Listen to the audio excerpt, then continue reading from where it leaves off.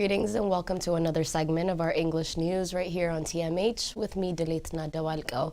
Our headlines for today include President of Tigray's call for the formalization of ceasefire and the cessation of hostilities and unhindered humanitarian access to the Tigray region, China to appoint Horn of Africa envoy, and Ethiopia amidst Ethiopia's crisis. Tigrayans have been deported by Saudi Arabia only to be held and abused back in their home country of Ethiopia. President of Tigray has called for the formalization of a cessation of hostilities and unhindered humanitarian access into the Tigray region. CNN had an exclusive interview with Debretsion ገብረሚካኤል where things stand at present regarding the conflict and his expectations from the international community. When asked why the Tigray armed forces withdrew from within a striking distance of Addis Ababa, Debretsion said the decision was the result of an assessment of progress on the ground as well as the diplomatic front. Here's a clip of Debretsion with further details. Yeah, you're right. We're so close to the capital, but we have to conduct an assessment on the current progress on the ground and broadly on the diplomatic front. So we felt that this conflict better to resolve it in negotiation, in dialogue, before we even advance to it. And we felt that this conflict, from the very start, it was political. It should be resolved so politically. CNN had said that Tigray armed forces had not ruled out toppling Abiy Ahmed from power back in November and asked the president why about the face now in the Tigray armed forces' intentions. Well, one of the major factors was the diplomatic concerns, and starting from US, everyone was pushing us not to get into Addis. They say they have to withdraw from Afar, from Amhara, to address this conflict peacefully. The same with the Ethiopian government as well. So the call were coming from every corner, and were also, as I said, we haven't ruled out, toppling the government, but we have to work with the international community. We just cannot step in by ourselves. Debretsion said that the Tigray Armed Forces' decision to withdraw back into Tigray is also aimed at creating an opportunity for an all-inclusive dialogue to resolve the outstanding issues within the country. But yes, there are so many political issues that should be resolved, that needs discussion, and that is one of our reasons why we should not push, because there are issues that we have to address, with the several political groups of Ethiopia, be it the Oromos, the Somalis, and others. So although we have created a coalition, that is another factor. There are issues that we have to resolve, that there are issues that we have to settle before we even topple government. So not only the military advancements that we have to consider, political understanding, because there are many issues that we have to settle. When asked what he expects from the international community, Debretsion had this to say. We need, this cessation of hostilities to be formal. Then after, the humanitarian assistance has to be facilitated. Our people are dying because of lack of food, because of lack of medicine. So our people has to be supplied with the necessary assistance. At the same time, we have to work also on lifting the siege. Siege on power, siege on telecom, siege on every transport. There is no road transport, there is no air transport, there is no banking service. So the hurdle of our people also is, the suffering of our people has to be considered as well. The president underlined that it would be up to the people of Tigray to decide on the future, but also added that there will be an outcome that comes from an all-inclusive national dialogue during a transition period. China's foreign minister says that its country will appoint a special envoy to the Horn of Africa region. Foreign Minister Wang Yi says his country will appoint a special envoy to the Horn of Africa, where Ethiopia and Eritrea have been fighting forces from Ethiopia's Tigray region, and Somalia is also in a grip of a political crisis caused by a long-delayed election.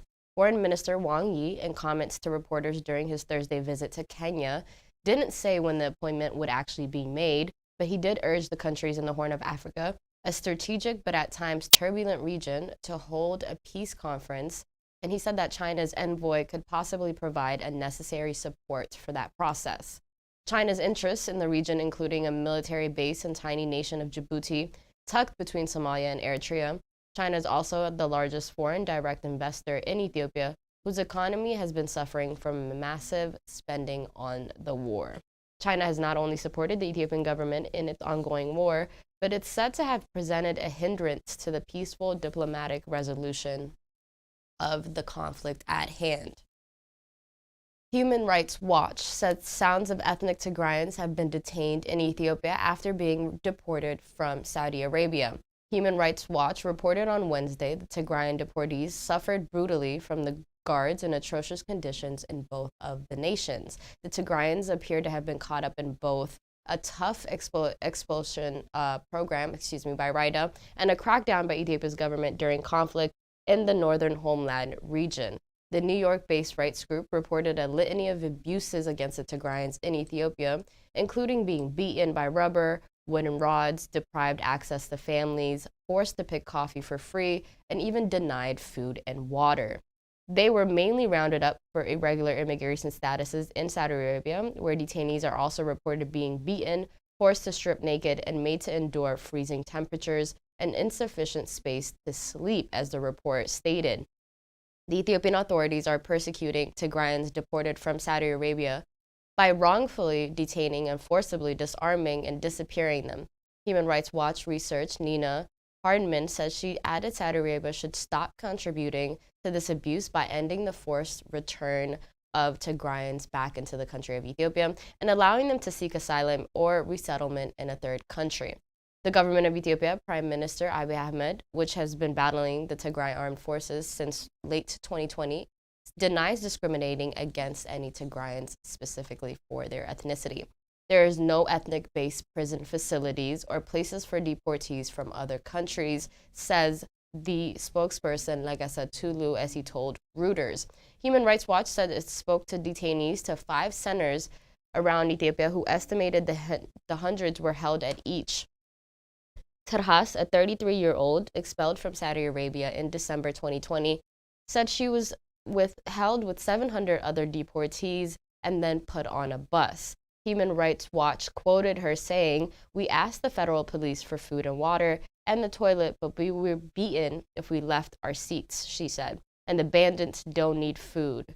Federal police spokesperson Jelaine Abdi said he did not know of any returnees being arrested under such circumstances. And in similar testimony to that reported by Human Rights Watch, a Tigrayan man who said he had been deported after 2 years in Saudi jail told Reuters last month that he was picked up in Addis Ababa reception center in November and accused of being sympathetic to TPLF. "We were taken somewhere south around Jimma, which is in the Oromia region, to a forest," he told Reuters. "People are sick, people are starving. I keep thinking that maybe I will die tomorrow." Reuters has been unable to reach him since. Tigray teachers call on their colleagues all over Ethiopia to help in their plight. The Tigray Teachers Association released a statement calling on Sisters Association throughout the country, and particularly the Ethiopian Teachers Association, as an umbrella association to help voice the suffering of Tigrayans due to the ongoing war as well as the siege on their region. The statement said Tigrayan teachers have been among the victims of gross human rights violations being perpetrated against the people of Tigray. The statement said many Tigrayan teachers have been executed and killed by drone attacks and airstrikes, and it added female teachers and students have also been raped and exposed to physical disabilities. Teachers in the western Tigray have also been forcibly displaced from their homes and their property confiscated as well. The statement added schools have been destroyed and children deprived of their right to an education. Tigrayan teachers in the rest of Ethiopia have also been laid off from work based on their identity, mass arrested, as well as harassed. The Tigray Teachers Association said Tigrayan teachers who have not been paid their salaries for the last 7 months are suffering due to the starvation and the lack of health and other services induced by this humanitarian blockade. The association called on the Ethiopian Teachers Association to put pressure on the Ethiopian government to accept the call for peace of the government of Tigray and voice their concerns to the rest of the world.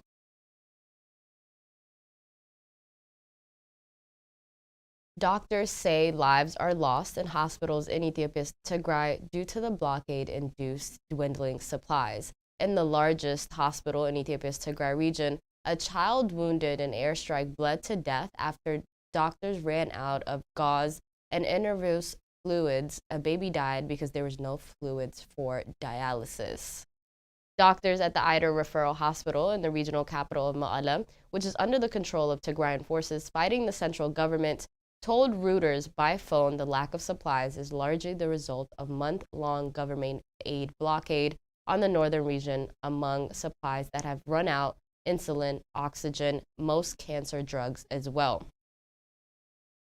Signing death certificates has become our primary job, said the hospital in a Tuesday presentation prepared for the international aid agencies, as shared with Reuters. Notes and documents in the presentation included case summaries, lists of missing drugs, medical supplies, and photographs of wounded and malnourished patients.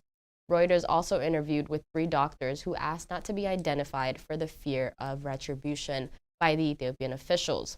The doctors identified 117 deaths and dozens of complications, including infections, amputations, kidney failure, which they said were linked to the shortage of essential medicine as well as equipment. Government spokesman Legasa Tulu on Monday reiterated Ethiopia's position that no blockade has been imposed, and he did not respond to the questions about the shortages reported by Eider Hospital. Legasa blamed the Tigray forces for everything happening in the region. Ethiopia's health minister also had no comment in this regard. Abiy's government has repeatedly rejected accusations by the United Nations and other aid organizations that is preventing humanitarian supplies from reaching the Tigray region. The government has restricted media access since July.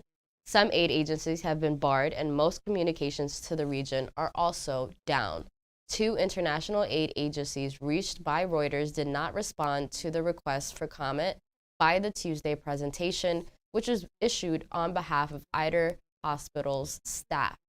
A senior doctor at Eider told Reuters about 80 to 90% of Tigray's hospitals and clinics were not functioning. The United Nations says more than 90% of the region's 5.5 million people need humanitarian assistance, and 400,000 are living in famine-like conditions.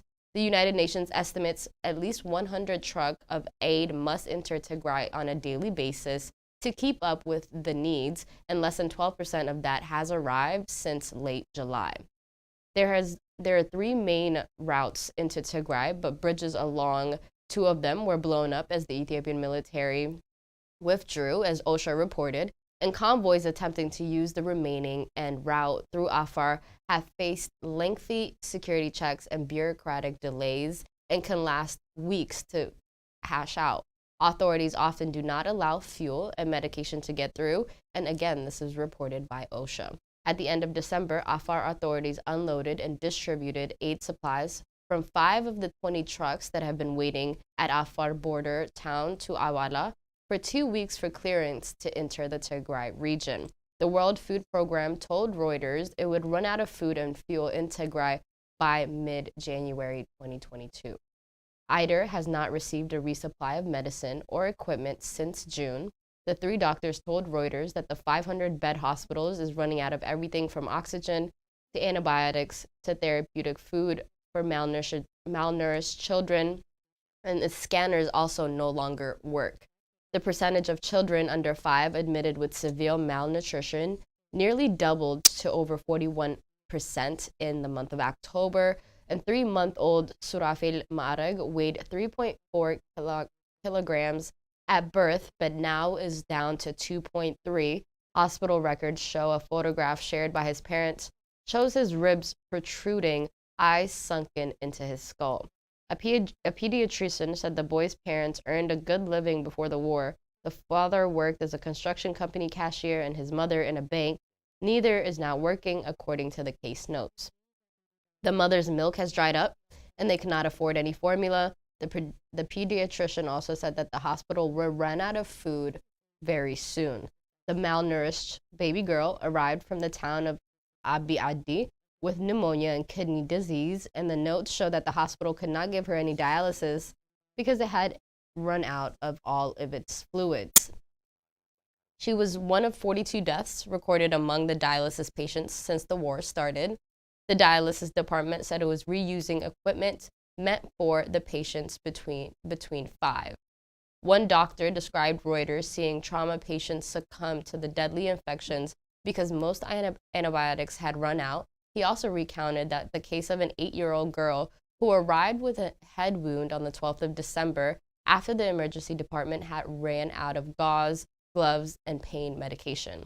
Staff first used their bare hands to try to staunch her bleeding, and finally some from another department were to intervene with the fluids or blood supplies for transfusion. She died in her mother's arms, as the case notes show. The girl's mother also told the hospital that she was injured in a government airstrike in the capital and city of Ma'ala as she was watching cartoons at home. As the doctors noted, the military spokesman, Colonel Gatenet Adana, did not respond to requests for comment, but has previously denied the government is targeting any civilians. We're going to have more news for you after the short break.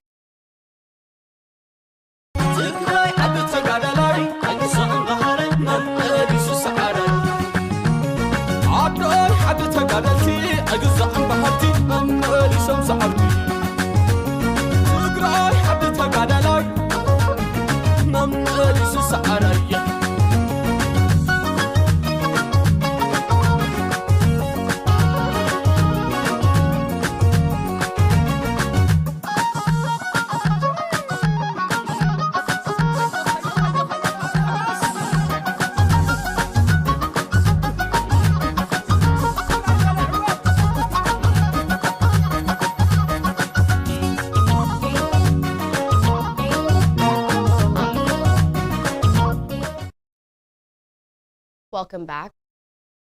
As we continue with our main news for today, Sudanese Ethiopian military talks on Wednesday failed to agree on the reopening of the border crossing between the two countries. The meeting held in Metema between military delegations from the two neighboring countries discussed the opening of the crossing between the border crossing between the two countries and the border issues and opposition activities in the two countries. During the meeting, the Sudanese side refused the reopening of Galabat-Metema border crossing, Sudanese military sources revealed to the Sudan Tribune. The vital road was closed on July 2021 after the murder of Sudanese army officer in Galabat area by the Ethiopian gunmen inside the Sudanese side of the border. Sudan demands that those who killed the Sudanese officer be held accountable to prevent armed militiamen from crossing into their territory. Sudanese officials say they prefer that the border remains closed until the end of the civil war in the Tigray region. And according to the sources, the Ethiopian side repeated claims that Sudan tries and trains the Tigray forces inside the refugee camps and that Tigray military elements were present in these camps. The Sudanese delegation, for its part, rejected the allegations and stressed that only Tigrayan refugees are in Sudan and the camps are under oversight by the UN Refugee Agency as well as the international human rights group working in the camps at front. The joint meeting, which lasted more than 6 hours, nonetheless agreed to deploy joint border patrols to maintain security, keep refugee camps away from the border, as well as exchange adequate information. Relations between the two countries are strained and the border dispute continues. That concludes our news for today. Thank you so much for tuning in. Have a wonderful day.